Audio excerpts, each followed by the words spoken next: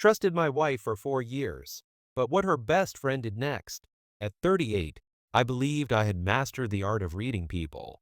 My engineering career was thriving, my marriage to Isabella felt rock solid, and our suburban Denver life seemed picture perfect. But sometimes the most devastating betrayals come from those closest to us, wearing the mask of friendship.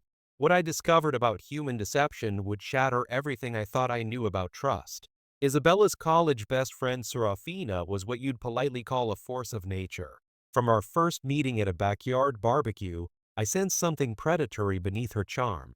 She commanded every conversation, inserted herself into every plan, and scrutinized me with the calculating gaze of someone cataloging weaknesses. But Isabella worshipped her, calling Serafina her ride or die, the sister she never had. So I swallowed my instincts and played nice, thinking I could outlast whatever game she was playing.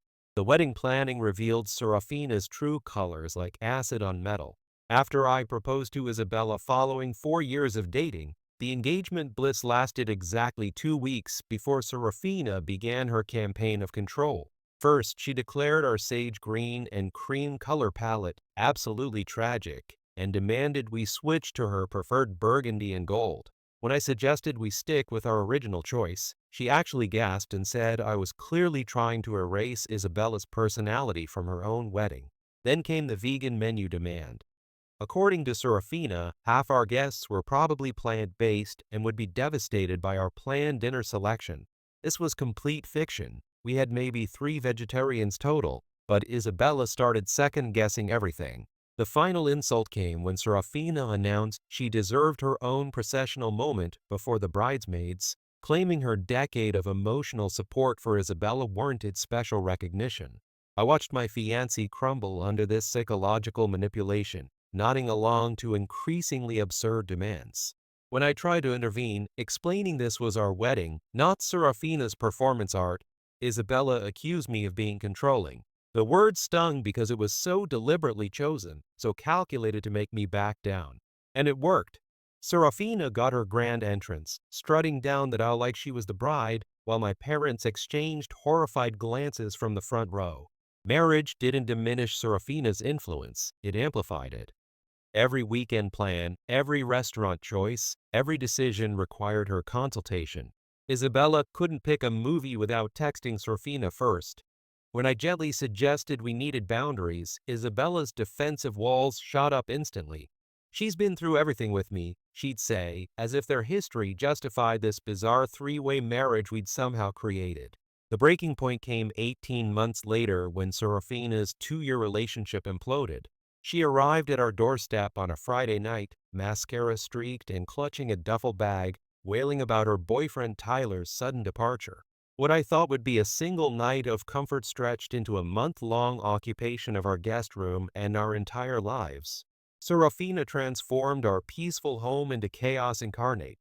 She sprawled across our living room furniture in pajamas until noon, watching reality television at volumes that made conversation impossible. Our kitchen became her personal disaster zone, dirty dishes multiplying like bacteria, half-eaten meals abandoned on every surface. She commandeered my tools for bizarre art therapy projects, spreading paint and sawdust across our patio without asking permission.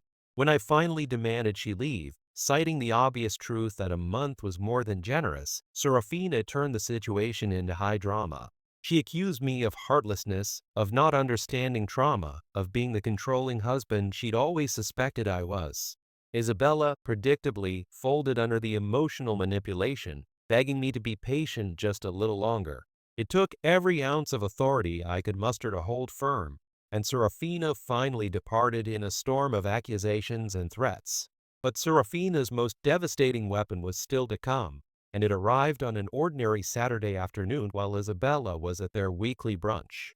I'd spent the morning running errands, groceries, hardware store, nothing remotely suspicious. When Isabella returned, something had fundamentally shifted. She avoided eye contact, responded in monosyllables, and radiated a cold anger that chilled the air between us. That night, she finally struck. "Were you with someone else yesterday?"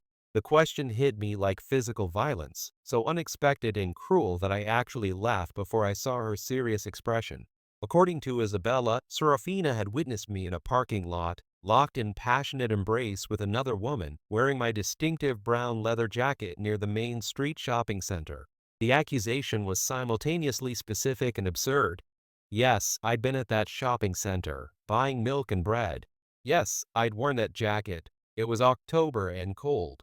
But the idea that I'd chosen a public parking lot for an affair was so ludicrous I couldn't process it seriously. Yet Isabella's face told me she'd already chosen to believe it. Do you really think I'd cheat on you in broad daylight in a grocery store parking lot? I asked, desperation creeping into my voice. Does that sound like something I'd do after 4 years together? But Isabella had already retreated behind walls of suspicion and manufactured doubt. She needed time to think, she said. Space to process. The woman I'd married was disappearing before my eyes, replaced by someone who trusted her manipulative friend over her own husband. The next week dissolved into a nightmare of silence and accusation. Isabella moved into the guest room, treating me like a contaminated stranger in my own home. Every attempt at conversation was rebuffed with claims that she wasn't ready to talk. Meanwhile, I wandered through my days in a fog of disbelief and growing rage. How had 4 years of loyalty and love been discarded so easily based on one person's obvious lie? Isabella left without ceremony, packing her belongings while I was at work and leaving only a text message about needing time apart.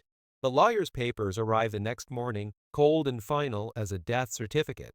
Our entire marriage had been demolished by a single fabricated story, and I was powerless to fight an enemy I couldn't even confront. The social destruction was swift and merciless. Serafina had crafted her narrative carefully, spreading whispers through our mutual friend groups about my supposed infidelity.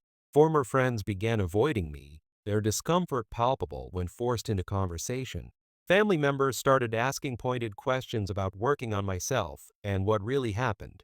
I became a pariah in my own social circle, guilty until proven innocent in a court that had already rendered its verdict.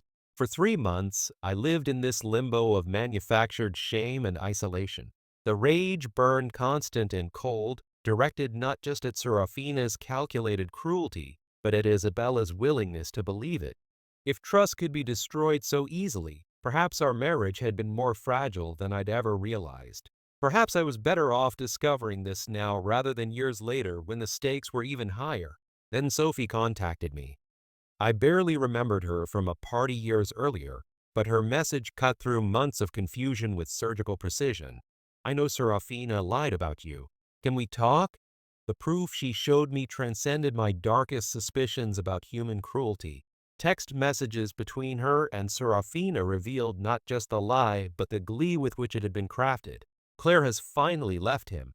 She really believed me, lol, Serafina had written, followed by detailed mockery of Isabella's gullibility and celebration of the marriage's destruction. She'd called Isabella too stupid to realize I was controlling, bragged about helping her escape, and expressed relief at not having to hear about our lovely marriage anymore. The casual cruelty was breathtaking. She'd annihilated years of love and commitment for her own entertainment. Reading those messages, I felt something shift deep in my core. This wasn't just vindication, it was transformation. The months of self-doubt and questioning evaporated, replaced by crystalline clarity about exactly who had wronged whom. I wasn't the victim of misunderstanding or miscommunication. I was the target of deliberate, calculated destruction by someone who found joy in others' suffering. I forwarded the screenshots to my lawyer with instructions to use them strategically, then crafted a careful message to Isabella requesting a meeting. Her response was cautious but agreed, and we met at a park near her parents' house where she'd been staying. She looked diminished somehow, wearing uncertainty like an uncomfortable coat. I handed her my phone without preamble. "Read this," I said simply, watching her expression transform as the truth unveiled itself word by devastating word. The color drained from her face as she absorbed Serafina's gleeful confession, her hands trembling as she reached the messages mocking her naivety and celebrating our marriage's destruction. She lied, Isabella whispered, the words barely audible. She completely lied about everything. The admission hung in the air between us, heavy with implications neither of us was ready to fully process. For a moment, I almost felt sorry for her, another victim of Serafina's manipulation. Then I remembered the months of isolation, the destroyed friendships, the constant questioning of my own worth. The problem isn't that she lied, I said, my voice steady despite the emotions churning beneath. The problem is that you believed her without question. You threw away 4 years of marriage based on one conversation with someone who's always resented our relationship. That tells me everything I need to know about where I ranked in your priorities. Isabella's tears came then, accompanied by desperate apologies and promises to make things right. She'd cut Serafina off completely, she swore. We could go to counseling, rebuild trust, start fresh. But trust, once shattered so completely, leaves fragments that cut long after the initial break. I couldn't unsee her willingness to discard me, couldn't forget how easily she'd chosen suspicion over faith. I wish things could have been different, I told her as I stood to leave. But some damage can't be repaired. You showed me exactly how much our marriage meant to you, and I'm choosing to believe that demonstration over any words you might offer now. I walked away without looking back, feeling something like freedom for the first time in months. The social rehabilitation was swift and sweet. I shared Sophie's screenshots with key members of our former friend group, letting the evidence speak without commentary. Apologies flooded in, accompanied by expressions of outrage at Serafina's manipulation and embarrassment at their own gullibility. Some relationships proved salvageable, others didn't, but I'd learned to value quality over quantity in human connections.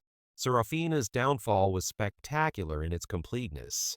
Word of her deception spread through our social circle like wildfire, destroying relationships she'd spent years cultivating. Her workplace learned of her manipulative tendencies, leading to professional isolation and eventual termination. Social media posts revealed a woman spiraling into defensive rage, blaming everyone but herself for the consequences of her actions. Isabella fared little better. Living with her parents at 34, she attempted reconciliation with friends who'd witnessed her casual betrayal of a loyal husband. Some forgave, most didn't. The woman who'd once commanded respect for her professional competence and personal integrity became known as someone whose judgment couldn't be trusted in matters that counted. Months later, Sophie updated me on the final act of their toxic friendship. Isabella had attempted reconciliation with Serafina, offering apologies and olive branches to the woman who destroyed her marriage. Serafina's response was predictably cruel, laughter, mockery, and dismissal of Isabella as pathetic for even trying. The manipulator had no use for her former victim once the entertainment value was exhausted. Looking back now, I recognize the gift hidden in this devastation. Serafina's cruelty revealed truths about my marriage that might have remained buried for years, creating deeper problems down the road. Isabella's willingness to believe the worst about me, to discard our partnership without investigation or discussion, showed me exactly what our relationship was built on. It wasn't the foundation I'd thought it was. The best revenge, I've discovered, isn't elaborate schemes or calculated cruelty. It's building a life so fulfilling that your former tormentors become irrelevant footnotes in your story. Serafina and Isabella destroyed each other through their toxic dynamic, while I emerged with clarity about what real loyalty and trust look like. Sometimes the universe delivers justice more perfectly than any human plan ever could. Today, I'm surrounded by people who've proven their character through actions, not just words. I've learned to trust my instincts about manipulative personalities and value partners who demonstrate faith in difficult moments. The marriage that ended was built on shifting sand, but the life I'm building now rests on bedrock. That transformation, purchased with months of pain, was worth every difficult moment of the journey.